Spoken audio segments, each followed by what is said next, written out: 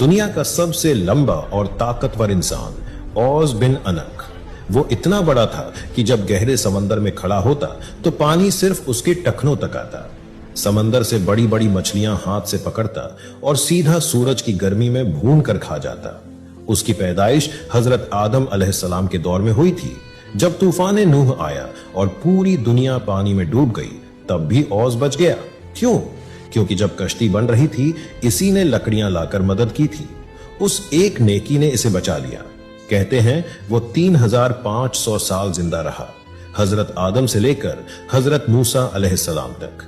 लेकिन इंसान की फितरत है, ताकत के साथ घमंड भी आ गया, जालिम हो गया। आखिरकार जिस पहाड़ जैसे जिस्म को कोई नहीं हरा सका, उसे हजरत मूसा अलैहिस्सलाम ने अल्लाह की मदद से खत्म कर दिया। याद रखें, चाहे कितनी भी ताकत हो, अल्लाह की कुदरत के आगे सब बेबस है।